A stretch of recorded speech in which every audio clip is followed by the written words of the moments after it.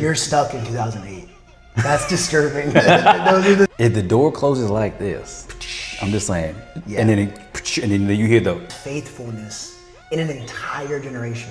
that man got a bank account. How is it that Noah had his heart postured in a way and his ears keen to listen?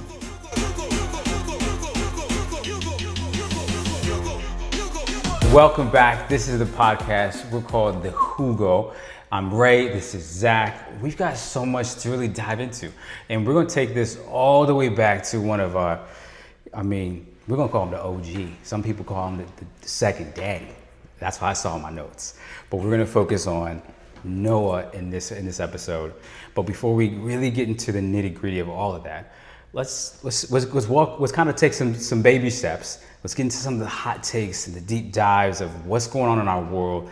Zach's got a good one. Another something that I have no idea what's coming up to. So you're going to get the most authentic opinion on it. Yeah. So what is a hot take for today? It's good that I've been holding back. That in the show notes, I give enough to where there's like some context, but not full in. Before we go to the hot take, a few, what do you want to call them? A few like agenda items that I wrote down, kind of like as a surprise. Okay. So number one, I set up the Spotify today. Ooh. So once we are finished with this episode, we just gotta drag, drop, and the first we'll have audio and video. We'll be ready to go when we're ready to go. Since we're doing, we're gonna bank a few episodes, because we gotta set ourselves up for success. Build some momentum. Right. Okay. So that's been set up, and the YouTube has been set up. I set that up today. Y'all ain't seen this, but I literally asked him, I was like, hey, I know we talked about maybe being there a Jugo, like on Spotify, but I'm like, what about on YouTube? And because he cut up some things, I was like, man, we got YouTube Shorts. We better lock in this account. Yeah. So, and I did a Quick search, and I'm like, hey, Jugo is not even available. Like I don't see it. Like I don't see it. Nobody's got it. Like we better jump on this. Looking at it now, we probably should have made those accounts first and then named the podcast. Because what if?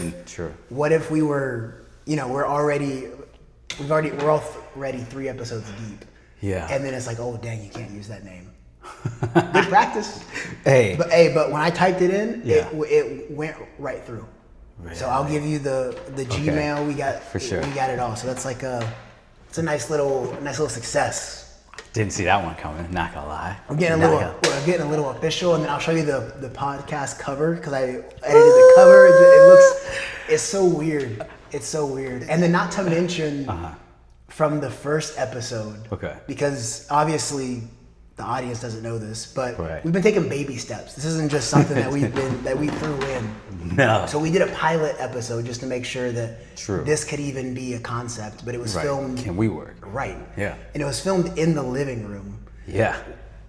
So those are like the TikToks that we're putting together right now as we're filming this. Nice. And it definitely does, like this is not the living room. This looks like a mini little like studio setup little situation. This looks like it came with a feet. Right, it looks like it came with a feet. Yeah. But no, it's just weird to see everything's like lining up. Right. It's very, like I told my wife yesterday on the phone, I'm like, because I was doing some test footage in here, and then when I was looking at it on the laptop, I'm like, this is weird. Like this is like an actual thing that's coming together. Right. I don't know how I feel about this. Things are actually moving. But all right, we'll do a hot take. And my hot take has changed since yesterday because so much has happened. So as of this recording, I'll just do a few things that has happened and then I'll get into the hot take. So as of this recording, so yesterday was Sunday. The Ukraine and Russia war, basically like it's coming to an end. Yeah. So that's great. India and Pakistan, which we'll go into more, there was a mini war there, but ceasefire has been called. So the weekend was very hot with wars. Wow. And then as of, I think like 12 hours ago, US and China came to the board and said, hey, we're gonna pause tariffs for the next 90 days. On top of that, we're gonna reduce the tariffs. So, I mean, the stock market was absolutely crazy today. So this weekend has been a very like positive shift for humanity. Okay, going to the hot take. So going off that the positivity into this interesting little hot take here. So I was looking at the India-Pakistan situation. So essentially what happened, this was like a week ago or something. There was a terrorist attack that was from a rebel group from Pakistan that attacked like at this fairgrounds or something, like a park in India. And so there's these crazy videos of this guy was literally ziplining. He's like literally like, yeah. And as he's ziplining, in the background, you can see people like running and getting shot and literally like bodies all over the place. Wow. It's crazy. Okay. So India's like, well, you can't do that. We got to retaliate. And for sure. India's a big boy. Well, yeah. So India retaliated. Of course. They attacked. Yeah. And then Pakistan attacked. They retaliated. But then a few days later, they came to a ceasefire, essentially. Okay. And so after a few days, they came to an agreement, and they're like, okay, now maybe something has happened since then, but Right. First of all, what's scary about it is that these are two nuclear powers, and normally you see, it's like if there's a war, America's typically involved. So it was weird to see that this was like one of the first times, at least that I've seen in a minute. Actually, I don't even know the last time. It sounds bad to say that, but where two nuclear powers are going to war, and these are not like small states. Right. So I want to compare this to something that happened in 2023, October 7th, when a terrorist group attacked a country in a fairgrounds, and what was the response from the country that was attacked? It was retaliation. Like you attacked us, we're gonna attack you. Okay. Now look at India and Pakistan. Right. Within like 7 days, it's squashed. Yeah. It's not this 1 year drawn out occupation. Now the situations are different. Okay. But I just think that, and just because this is just a podcast, I'm just making observations. Gotcha. That I just think it's interesting that somewhat similar circumstances. You got a rebellious group of terrorists. Okay. Not necessarily sponsored by Pakistan, but they're terrorists.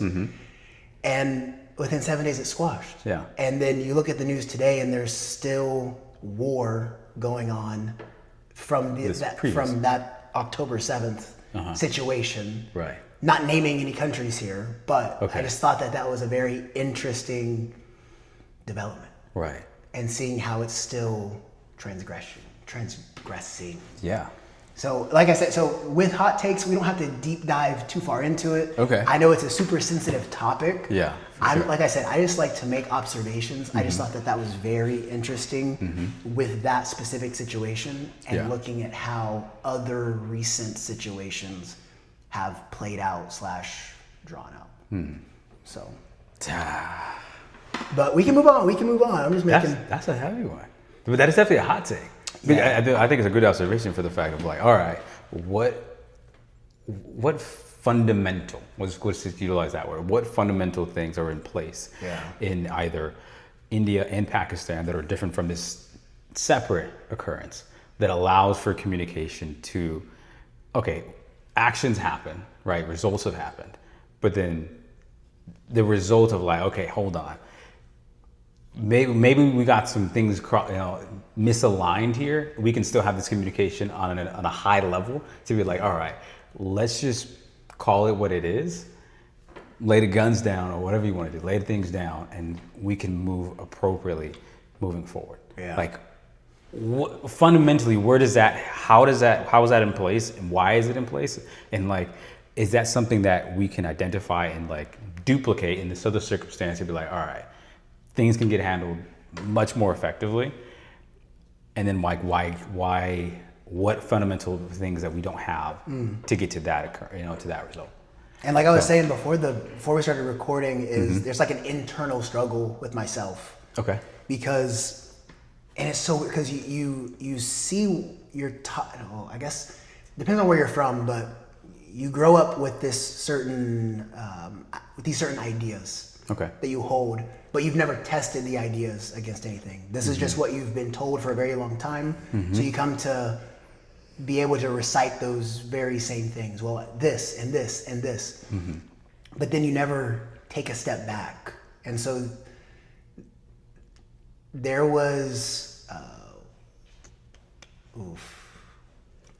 I don't even know if we're gonna have enough time to get into this. Let's just say that because of this situation, I've been able to take a step back and look at the situation and test my own, what my ideas were, and see if I still actually think those things. Do you stand on it? Right. And I think the biggest takeaway from that situation is just, at the end of the day, we should just preach Christ. That's it. It sounds so cliche. Yeah. But you have two people groups that at the end of the day are lost. Yeah. Right.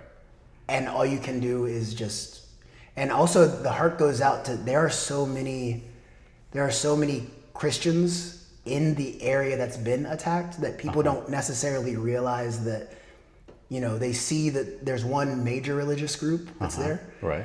But they don't realize that there are like strongholds of Christianity in these groups. And there's no one that speaks about it. You don't really see that on media. It's just like, well, here's the majority, XYZ, blow the house down. Right. But it's like, okay, I don't know about that. Let's go and preach the gospel. Right. Let's do that. Yeah. But I think that's what I'm aligned with. And I feel like what you're aligned with kind of addresses the question that I kind of interpreted back to you. It's like, hey, like if they can get to this result, hey, action, result, whatever. And it's like, let's have a conversation about this at that, let's say, governmental level, whatever it was. To then like, this isn't right.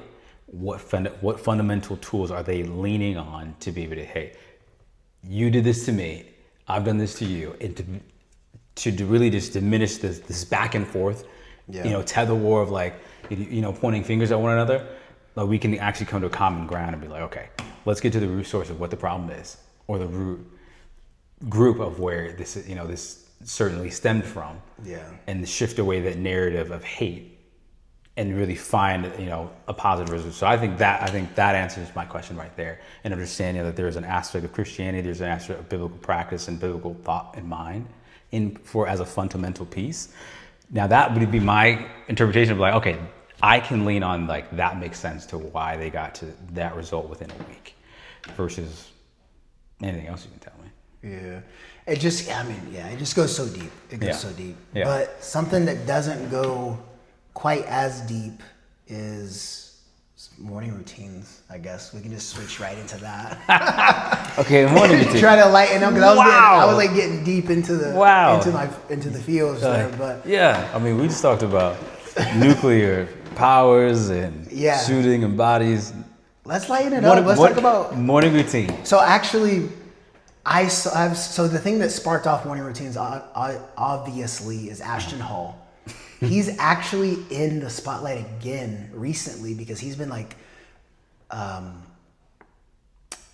guess what's it called when you don't want to like say something, like you do air quotes. Oh no! Why am I blanking on this? Like supposedly or like subliminal? No, you don't want to. You want to say a fact, but you don't know if it's a fact. So allegedly. Oh. There we go. Okay. What does he allegedly say?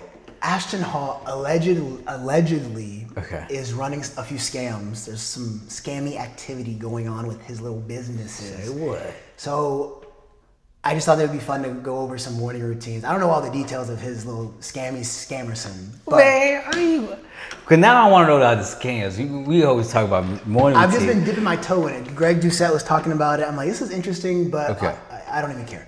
Mm-hmm. So he made me think about the whole morning routine situation. Right. And it's top of mind right now because my wife and son are out of town. Yeah. They're in Florida doing their thing. Mm-hmm. I'll be there next week. We're going to Miami. We're going to have a great time. Yeah. But since they've been gone, I've had the house to myself. And my normal morning routine has completely switched because I don't got to be up early to take care of a baby. Of course. So and then I realized I have an optimal morning routine, like the one that I want to take place. Yeah, we all have. And then I have the one that actually takes place. Definitely. Which is, it's like, when I look back on my day, it's like, I wasted X amount of my day because my morning routine. So how did I fall short? I have, let's say the optimal version first. My optimal version, my optimal morning routine is I'm getting up at 4. And the reason I'm getting up at 4, I know it sounds early. It is early. Sounds familiar. The reason it does sound familiar. Sounds familiar. But this is real. I promise. This is real. So I get up at 4 because for me to start prepping for work, I need to be online by like 7:30, and then my son needs to be at school. We have to leave the house around like 7 or whatever. Okay. So I get up at 4 so I can eat and get to the gym between like 5 and 6. So I work out from 5 to 6. Right, yeah. I'm not someone that can just wake up at 4:30 and then get to the gym at 5. I need to wake up. I'm a very slow person. I like to mosey, take my time. Slow burn. Yeah, I wake up, I get ready, normally 15 minutes. I'll eat my breakfast, let that bad boy digest, watch some YouTube. Get into the car around like 4:50, and then I head to the gym, and then normally it'll be like an hour or a 45-minute workout. I'm not swimming laps, not doing anything crazy, just a standard workout. Okay. And then when I get back, I'll start help getting Jackson ready, and then my wife will get up, and then we take the baby to school, and then we come back, and then I start prepping for work because I have calls like first thing in the morning. Yeah. That's like optimal. Got it. What sometimes happens is because I can't go to sleep at like 9 sometimes. Like if it's been like a rough evening and maybe like Jackson isn't going to sleep, or even if we have friends that come over, if I'm not going to get at least like 7 hours of sleep or 6 hours of sleep, I just call it a wash. Okay. Like there's no way I'm gonna wake myself up with only 5 hours of sleep to try to go to the gym, and then I'll be tired for the entire rest of the day. Yeah. So then what sometimes happens, really more times than I want to admit, is I'll wake up at, let's just say, I'll just wake up at 6. That's like a very unoptimal day. Okay. Wake up at 6, start getting Jax ready at 6:30, and then when that happens, it's just boom, boom, boom, back to back to back, and then I'm like rushing to make my call for work. Yeah. And the morning routine, there's a purpose to it. For sure. So I get it, right? Yeah. There's a purpose to why you want a morning routine. But what are your mornings normally like? Are you a 3 a.m. guy, 4 a.m. guy, 6 a.m. guy? I think before we can talk about the morning, we got to talk about the night before, right? Because I think the preparation before, and this is where I fall short, but logically, it makes sense. Your morning routine is prepped by your night routine, right? Your ability to wind down, your ability to kind of stay on schedule, to get the optimal sleep that you need. That's wisdom. In practice, it's wisdom. And so I think it also depends on what type of person you are. There are nighttime people, there are morning people. I truly feel, hey, if you're a morning person, 4 a.m., do you boo? Wait, pause one second. Okay. Are you a morning person? Absolutely not. Okay, here's the thing. I'm not a morning person. Okay. I absolutely hate waking up early. Yeah. But I love the mornings. But it gives you, if you're on optimal time. Yes. I hate waking up early. Yeah. But I thoroughly enjoy the mornings. Okay, just wanted to preface with that. I enjoy the mornings. Yeah. And I can enjoy the morning, but I'm not going to enjoy the morning at 4, 5, or 6 a.m. I'm just you want to bring the Grinch out of me. You tell me I got to get up consistently at that time. Absolutely not. Because I'll be the person where I won't give myself the grace of if I spent some time, the evening went wrong, friends over, all right, give yourself some grace and get the rest that you need. I'll just stick on schedule and just be a grouch. And so that won't work. What I do like about mornings, you catch me at 7:30, 8 o'clock. We're talking Ray's about to be his best. In a work week? What? You talk Ray gonna be his best, don't need no caffeine or coffee? Now I drink coffee just because I like the taste. But I don't even need it. That should be a hot take. That should be a hot take. But then again, I go to bed like around like 11. Oh my gosh. Yeah. Okay. Yeah. Okay.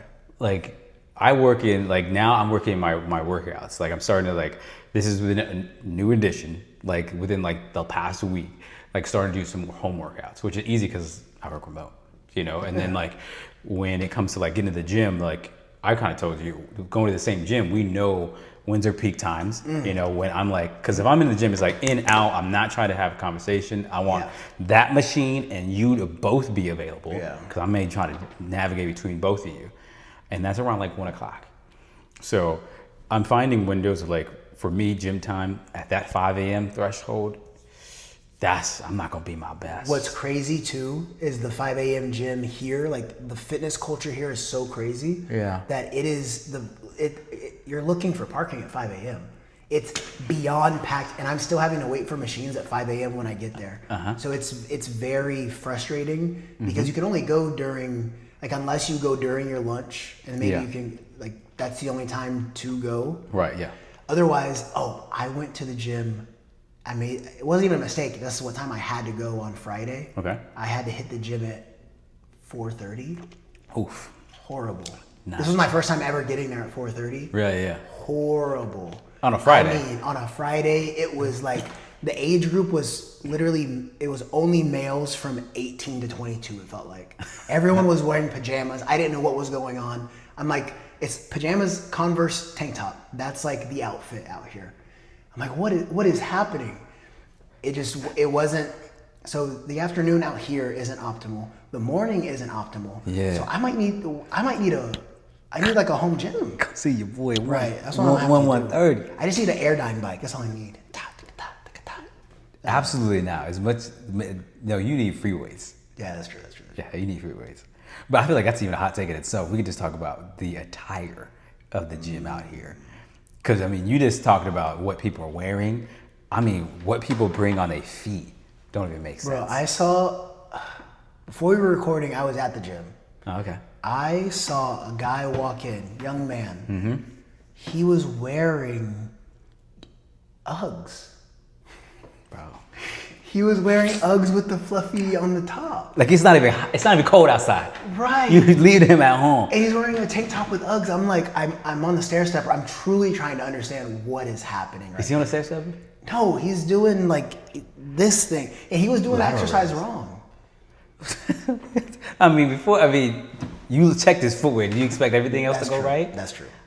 He was doing he was trying to do a back exercise, but I don't know. It was a mess. It's not surprising. You're right. It's really not surprising. Shoot, tell me what type of whips you are. Show me what you got on your feet. Right. And then I don't even want to get started on the trainers there, but if you just like pause next time you're there and just take a look at a trainer training someone. This poor lady was being trained, and this guy was training the lady. Okay. And he was not paying attention. He was like on his phone texting, and the lady was trying to do like a shoulder exercise. And you want full range of motion. That's just very obvious. I'm not a trainer, but I know that you want full range of motion. Is this with like a dumbbell? No, it's just with a machine. Okay. The Gotcha. cable. Sorry, yeah, the cable machine. Gotcha. And her form was like, it started out good, and then it slowly like got decrepit. Because she got tired. She got tired. The weight's probably too heavy. And then he's just like texting, and again, I love the stair stepper because you can see everything from the gym. Right. So I'm just getting my little cardio in, and he's just like texting away. I'm like, what are you doing? Like, you're setting her up for failure. She's like literally like this. Straining. I'm like, dang. These poor people. They don't know. They don't know. But okay, so with the morning routine, we're both not morning people. No, not at all. But you're a 7:30 type of guy. I wake up for work type. Well, I own it. I very much own it. I am. Well, the alarm goes off like in between like 7:15, 7:20. I will say I've gotten to the point where I'm really good. I don't snooze. Okay. So my morning routine, although it doesn't suggest like I doesn't optimize for a workout, but I definitely, it's like I don't snooze. I'm gonna get up. Yeah. And then I'm really big.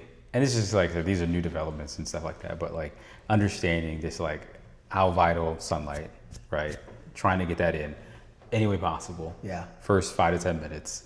You a grounder? You go ground in the backyard? Hey man, shoot! Hey, this is new. It's 2025, man. Put them toes in the grass. Yeah. So yes. See, I can't do that here. Linux is poops all over the yard. It's like I'm grounding and getting bugs in my feet. Man, you getting fertilized as you are. Yeah. Fertilizer.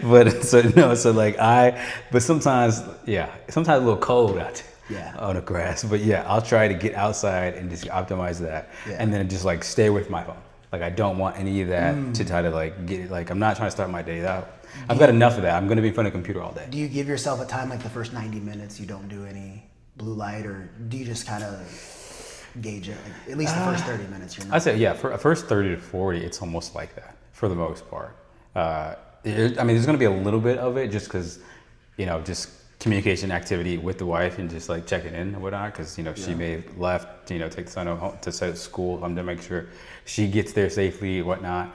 But for the most part, outside of that, I'm not looking at it at all. I mean, there's no point. There's nothing that's gonna it truly is trying to draw me in. I don't need to hop on it. I think also not having social media helps. Yeah. It's like I'm not drawn into that. I have a work phone and a personal phone. And the work phone stays in the office. So it's like there's nothing that's notifications work related is going to pop up on that phone either. And then I think also too, the whole EMF thing, like with wife is really big on this, as you know, is turning off AirPods. So I don't do AirPods. I don't do earpods. But also at night we put on airplane mode. Okay. So it's not something with Wi-Fi. Yeah. I don't know. She'll preach on that. But so it's on airplane mode. So I don't even get notifications because. You know what a Faraday cage is? You know who Gary Brecka is? Gary Brecka is real big into like red light therapy. He does like the grounding and stuff like that. Yeah. Him and his wife have I think it's called a Faraday cage. So a Faraday cage doesn't allow electromagnetic field or whatever to go into whatever's inside the Faraday cage. Yeah. And so his bed is set up. It's like this capsule, not a capsule. It's like a little dome.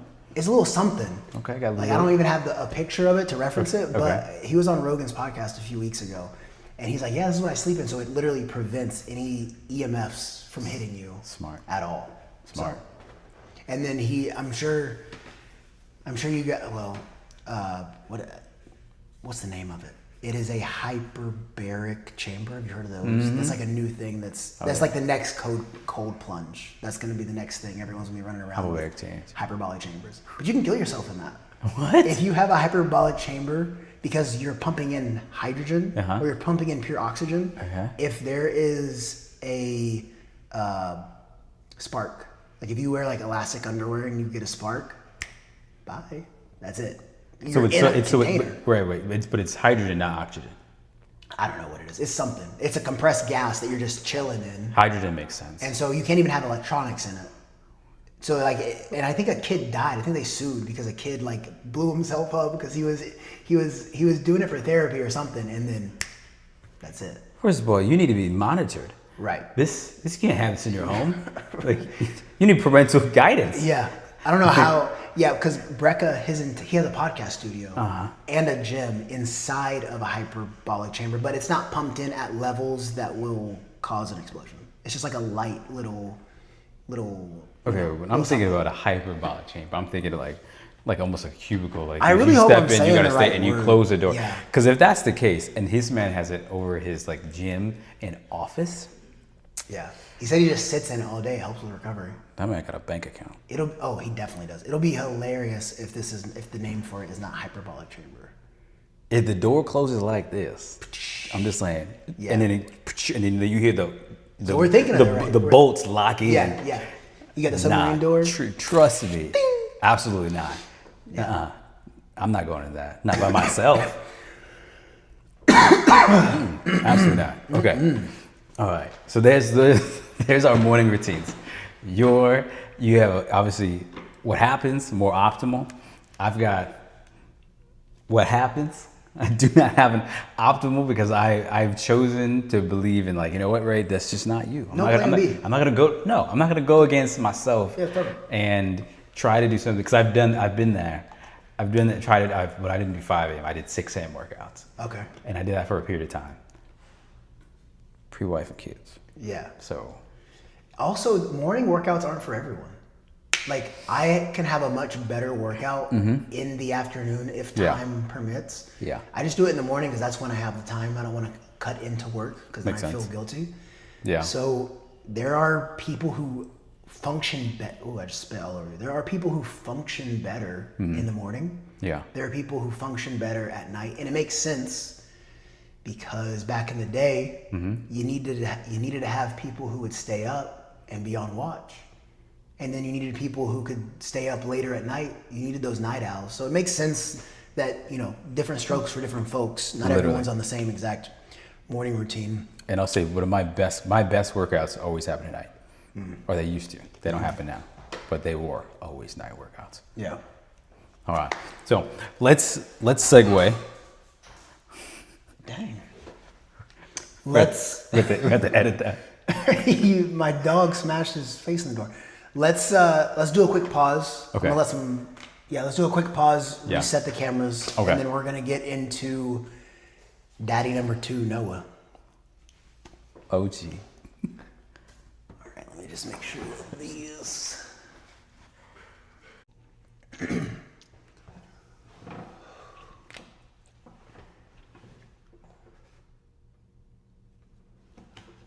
All right, we are diving into Noah this week.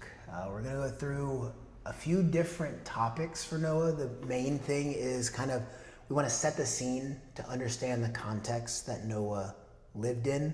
What was it like during his day? And then who Noah actually was. Very interesting takeaways that Noah exhibits before the flood and then especially after the flood. I'm most excited to talk about after the flood. There's some really key connections that I've identified that ties it all the way to the Church of Ephesus. So I even have some little graphs and stuff that I was chat GPTing it up to give me the graphs and stuff. It's interesting. So looking at before we get into the takeaways and the talking points, I wanted to, like I said, set up the setting for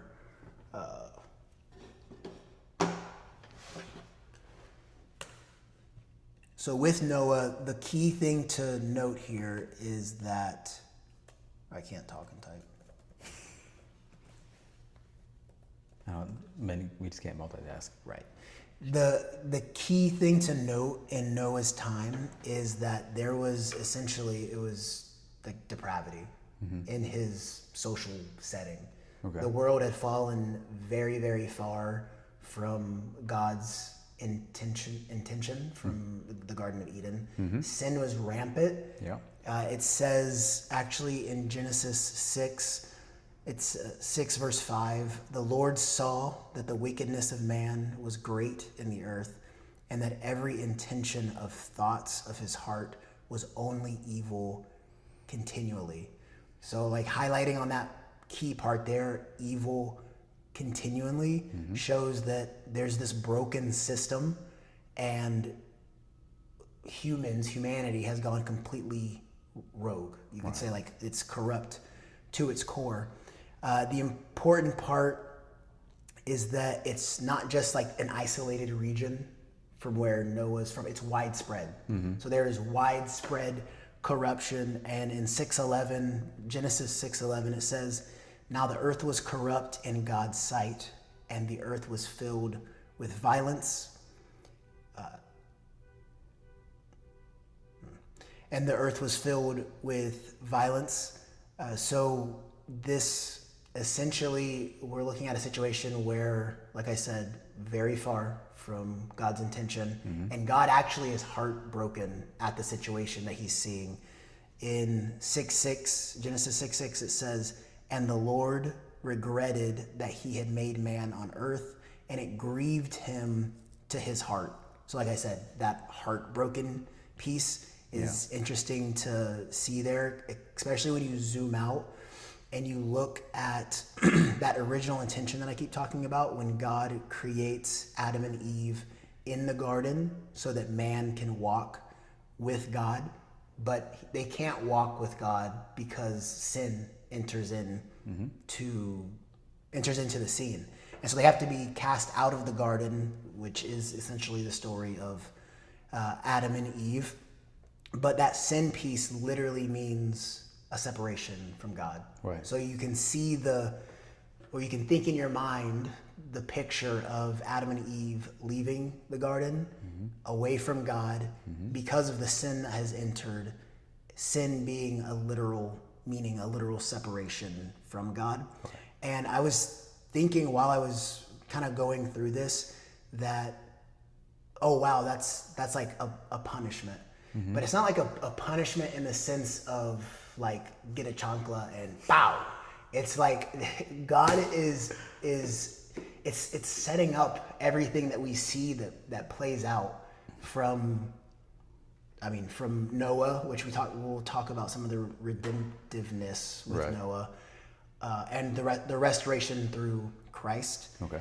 And we see that the two things I wanted to note here when it comes to this punishment piece is that when Adam and Eve eat from the fruit, they realize that they're naked and they hide in shame. And despite the disobedience, God calls them and says, "Where are you?" Second point, after Adam and Eve tried to make clothes for themselves, they tried to cover themselves up with figs, which that's an awful article of clothing. It's very temporary, right? If you put figs on, they're just gonna fall off, or they're gonna die essentially, and then they're just gonna go away. So after God sees that they've made these horrible clothes for themselves, God fashions clothes for them from animal skins. So going back to that first point, despite their disobedience, God still seeks the relationship with his creation. That's important for the pieces that we'll get into. Okay. And then, like I mentioned, the figs are temporary. God covers their shame with animal skin, marking a sacrifice to cover them. Right. He doesn't leave them in the shame. He covers them. Right.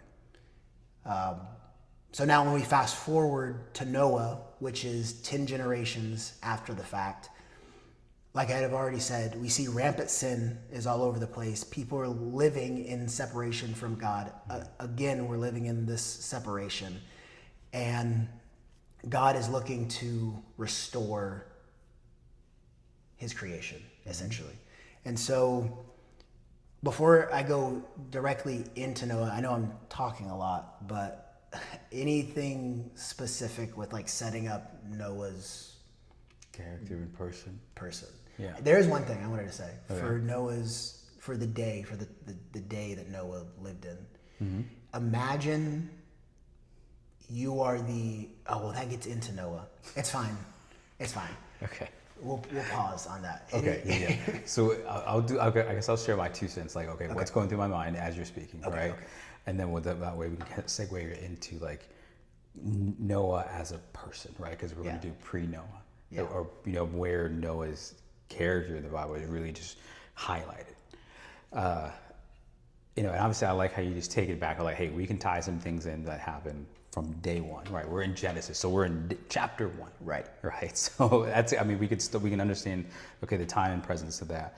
Just the scenario of Adam and Eve eating the forbidden fruit, and I think it's just a beautiful thing of just like highlighting just key takeaways. Like, one, sin, because we always think of sin as like, oh, something so bad, right? And to a degree there is, but we can also understand that like it can also be as simple as just like, hey, what this action that you've allowed or that somehow was brought out, now like that just means you're separated for separation is like, could be for a period of time, it could be for an extended amount of time, but it's just, you can also cover that separation of time by finding back to like the source.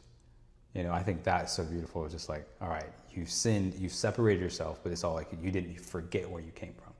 So there's always a way back to God. I feel like, so that's what's going through my mind. And then as you talk about beyond separation was just one, again, God's mercy, God's love, and God's grace. That's like those common words that we see just repeatedly throughout the Bible, but just like in this moment of like, hey, sin has come into the situation. Shame has not come into the situation. And you're trying to cover for now what you recognize that should have never ever been recognized to begin with. And God shows his mercy for seeking you. Where are you? And wanting to find his creation and wanting to then understanding that this is something that could have happened probably. And so that's where his mercy comes in. And then his love is to cover them and to let them know, hey, like sin has came in, you've separated from me, but I still love you. Here's what you need for what your eyes now understand. Yeah. And one thing that just popped out when you said that is he met them where they were. Mm-hmm. He didn't ask them to climb and do juggling act. He met them where they were in that hidingness and that shamefulness. That stuck out. But isn't that amazing? I feel like that to me is just so cool. It's like, okay, he's willing to meet you wherever you are in life. And whatever you've got going on, I can meet you with certain characteristics. Continual love, mercy for whatever has been taking place, and just a grace of understanding. Yeah. At least those are my three. And then just to tie it into Christ, like I said, he's meeting them where they are, and he's covering them in the animal skin. Like I said, it foreshadows the sacrifice that is needed for covering, which foreshadows the sacrifice that Christ makes so that we no longer have to live in separation. So it's crazy to think that even in, I mean, we're only we're in, what is this? 6 chapters into Genesis, and you can already see the foreshadowing that's taking place that leads up.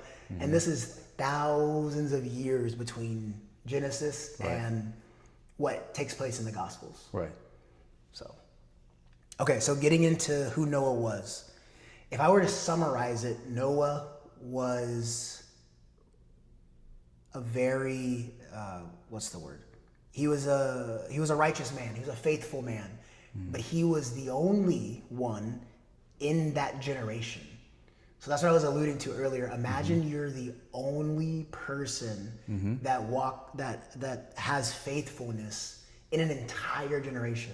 I don't know how long a generation is. I was trying to think about it just now. I'm like, is a generation 60? I have no idea. So imagine let's say you're Gen Z. I'm the oldest Gen Z. What are you, millennial, right? I'm a millennial, yeah. Okay. Imagine so I'm Gen Z. Okay. And I think Gen Z goes to like 2010, let's just say that. From 97 to 2010. I'm just making stuff up. Okay. So imagine for that period of time, there's only one person who's on earth, faithful or holy, whatever you want to call it. Right.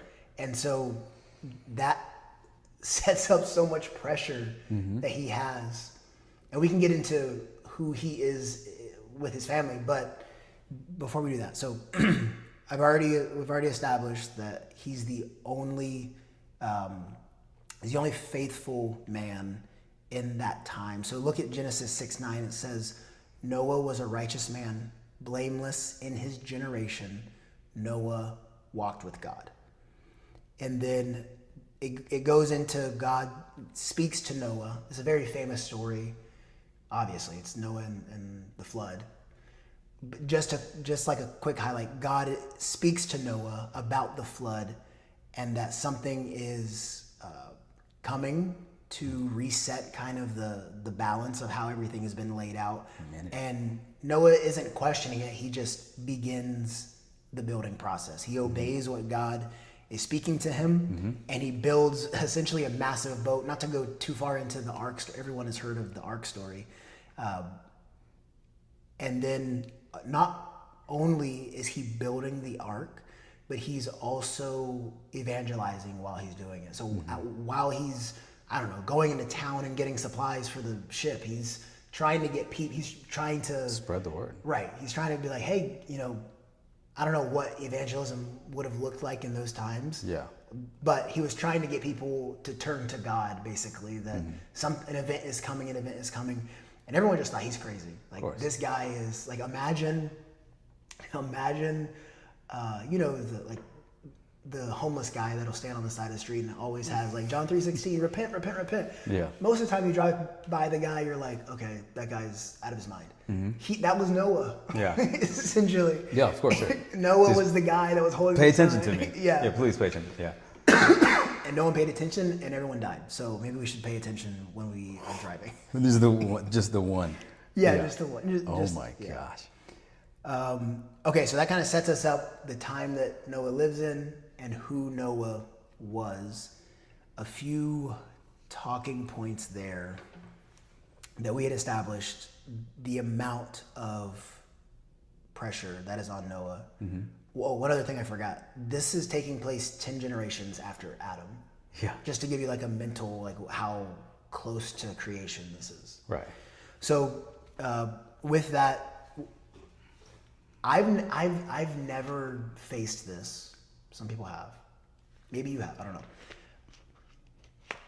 Have you ever, like in the workplace or in school or like in a social circle, felt like you were the only one that had a specific, let's say, like arc moment, or felt like you were being not persecuted, but like because of your faith, it's like you stood out essentially. Because of my faith? Yeah, because of your faith, where it's like, okay, well, X, Y, Z. Yeah. Simple answer is no. Okay. Answer is no. And yeah, I'm trying to think of like, there's never been a moment because of my faith where it's almost been a pinpoint moment where it's almost felt isolated. Yeah. Same with me. Not that I could think of. No. Yeah, and that's probably telling that hasn't happened to us. Yeah. Like maybe we're not doing something, but the only time that something has happened where I felt very like sure about my decision, and this is gonna sound so silly, when I used to live in LA, everyone in LA, obviously it's like influencer central. But when I lived in LA, I didn't have any social media at all. I was just very like, I want to be in the moment. I don't really care about social media. Yeah. So when I was there, and they would, we were at Disney one time, and we were with a group of people, and they were like, okay, let's take a group photo. Okay. And the guy like looked at me, and was like, the guy looked at me and said, oh, you don't need to be in this photo. You don't even have social media. Now it makes sense. Like, why are you even in this photo? We can't tag you. But I still want to be a part of the moment. You're a part of the group, like. Right. I was just like, okay, number one, that was rude. I still want to be, like, I want to remember this moment. I can't have my own photo? But they totally wrote me off because I wasn't in, like, the social media thing. Social circle. So that's the only time, and it sounds so silly, where, like, I guess you could, no, I wasn't persecuted for it, but I was. I mean, on a very light level, yes, you were. Yeah. Yeah, you were. I mean, I'll tell you right now, me and him would be friends. I think I would never make a photo. You what? I would never make a photo. Right. I would never be in any of the photos. Right. I think about that. What a superficial thing to think of. I think just to have the thought process of like, oh, Zach, like, can you please step aside? Like, you don't have any social media. Obviously, you don't need to be here. Yeah. Like, that boggles my mind that thought popped into his mind and the boldness to just speak it. Right. It happened so fast. I was like, yeah, okay. And I just like, I think I took the picture probably. I don't know. Wow. Okay. Yeah, but no, I think it's truly fitting. It's truly fitting because persecution for sure. I'm wondering how his family viewed him, because I assume that because he was the only one in the generation that had faithfulness, I guess that extends to his family. So if it shows the importance of the man in the family can change that generation. Can change the family dynamic, I guess. 100%. So because he's like the flag leader, he's the post. He guided his family in his what's the word I'm looking for? In his like gut feel, not gut feel. He's talking to God. Right, he's talking to God. I think his actions are reflecting what it means to be in God's image. And because of like his understanding and relationship with God, that he obviously relationship with God is not one-sided. Like that is a two-way street, and it requires effort and time. And I think this the obedience to continually, however he did it, right? You don't just like leave being that person, right? And like I think when you start a family or that legiancy, it's like, okay, these are the actions that these are actions that given me these X, Y, results because I have been obedient. You're gonna continue to see those, and like your family sees you do those. Yeah. And then yes, you can preach those and you can teach them, but like your being the head is to lead from the front and for those to follow behind. Yeah. And I think that's probably where Noah and his family, that's where like they just got to reap so many seeds of the things that so much fruit from the things that he's planted. Yeah. But just of like years and years and months and all that, however time frame of just the acts of obedience in the way that he did it and the way he built his relationship with God at a time where he never had the, what's the word I'm looking for? Like when you see someone else do something. Like the example, or he never had the example. Yeah. I think that's more crazy than anything. It's to like, because like you said, to be the flag leader, like to act out in a manner that you've never seen before. Literally. Never. You've never witnessed it in any glimpse. Yeah. In That life. no one has ever seen before. 100%. But I think it speaks to, I mean, obviously God knows who we are before we're even born. Yeah. And he just knew that, hey, this is someone that I can pour into. His family had to think that he was losing it in the beginning.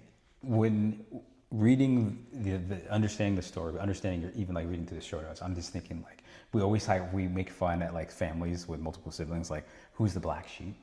Yeah. You know, like he would be the black sheep of the family, right? To go against everything else everyone else is doing because that's just what they know and the comfortability within it.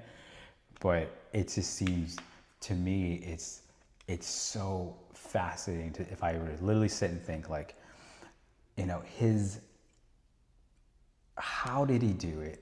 How is it that Noah had his heart posture in a way and his ears keen to listen and to know when God was speaking to him so that he would act out the things that he needed to be in obedience?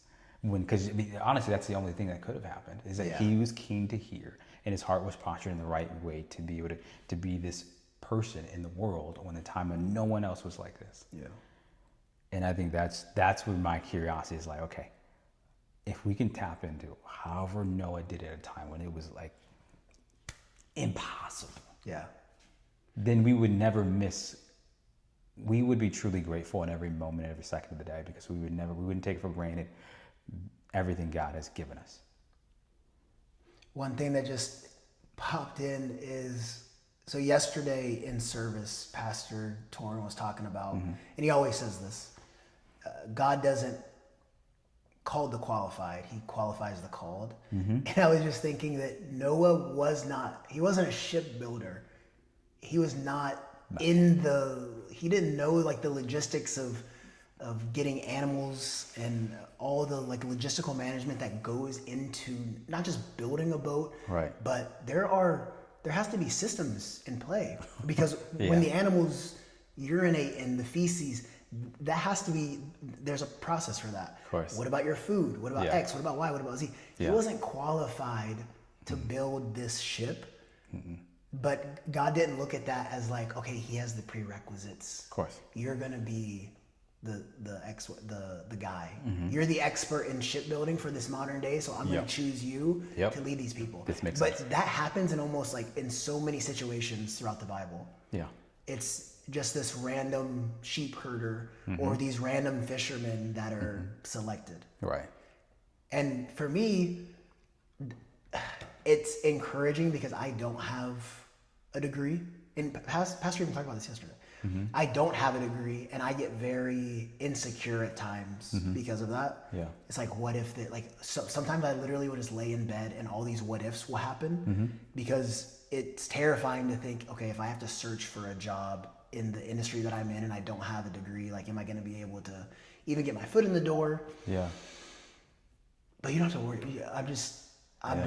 I choose not to worry about it because if that time were to come, hey, whatever the plans are, those are the plans.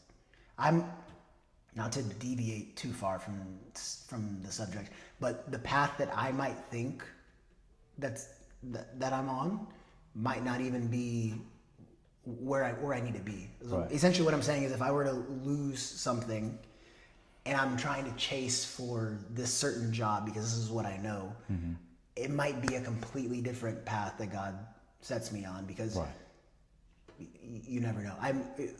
Either of us, we might think we're experts in X, and then God calls you to build a ship, and you got to go over to Maine and build a ship or something like that. Just those random things pop up. That was a very random tangent. But it still stays on topic, though. Yeah, somewhat. So that's a good thing. And then what we kind of already talked on this, but because you had mentioned, how did he know that voice? So what would it look like for him to have been walking with God in that time of godlessness? Right. It's just I'm sure that you could like really study what it would have been like in that time. Yeah. But I can't fathom not having the example, and then not knowing, because I'm sure he had to have doubted himself, like, am I losing my mind? Right. Like I hear this voice, I hear this, like I'm pulling towards these certain things. Right. And I don't know what's happening to me. I can't go talk to a therapist. There's no therapist then. And even if there was a therapist, they have no idea. They have like, I don't know, like witch doctors or something, because it's just lawlessness. And I mean, I've been thinking of humanity at the same time. If there wasn't, a therapist, like their minds would probably be corrupted to think that your way of outlook of the world or way of thinking is totally misleading, and they would steer you back into sin, like everybody else, because you need to adapt to where humanity's direction's heading. Yeah, they'd probably like do bloodletting or something, but you got too much blood. My God. Okay, so now we'll go and look at, we've already talked a little bit about the calling, but the construction. I have some interesting points here. Okay. So it's obviously I got eyelashes falling on my eyes. It's obviously a very famous story that God calls Noah to build the ark. Yeah. But I looked at what that would be like in modern terms. So here are some facts about what the ark would have been. Okay, so in the Bible, the specifications for the ark are 300 by 50 by 30 cubits. So looking at that today, in today's dimensions, a cubit is about 18 inches.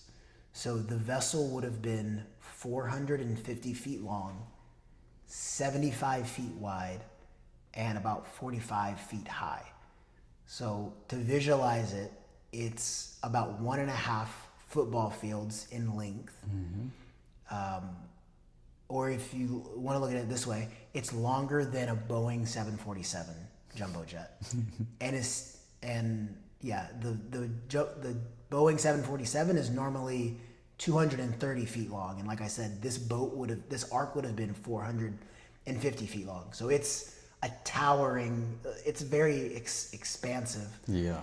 And then, as far as square footage would have gone, 95.7K square feet of floor space. It was a big boat. And there would have been 3 decks, which would have been equivalent to 20 standard basketball courts. So this thing was big. So that really like emphasizes the qualification part. Yeah. And I mean, I feel like there's no standardization of like metrics at this point, realistically. Like to think of it, I mean, the Boeing thing lost me. I have no idea. That's not like, but what I do know is it's like a Southwest plane or something. Man, I don't look at the plane from the outside, get inside. Yeah, So, that's a good point.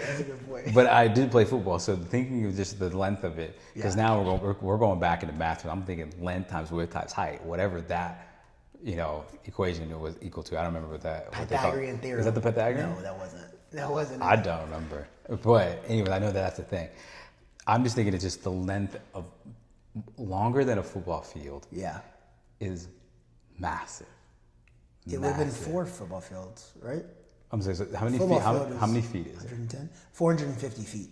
450 feet. So I mean, and So that's more than 4 football fields.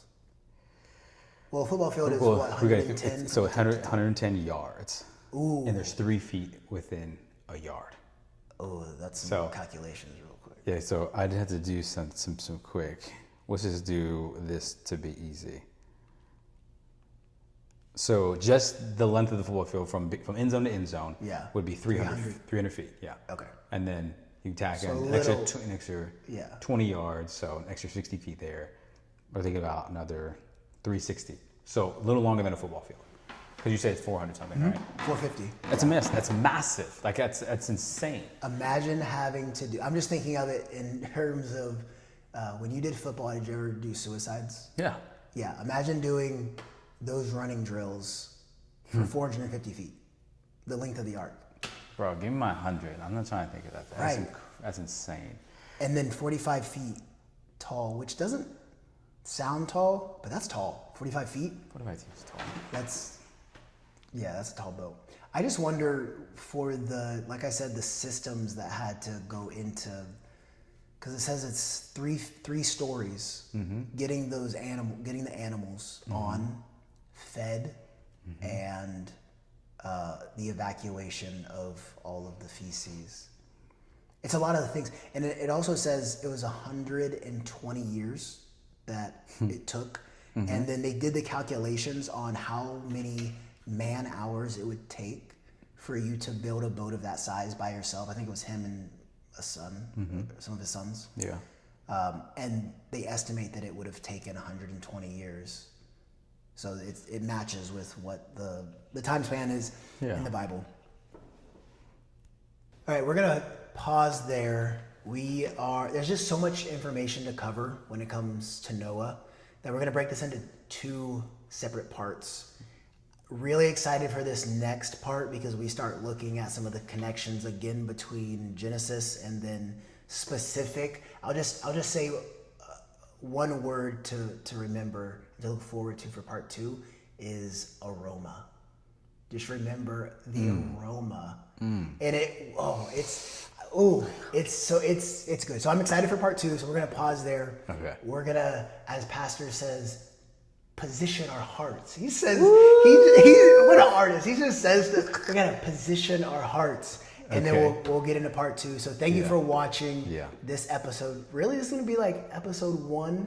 And guess what? You just watched the #1 multiracial podcast on all of the AI charts. Yes. I'm not only proud of us, I'm proud of you Yeah. for watching, 100%. viewing, listening, liking, and subscribing. All right, let's go to part 2.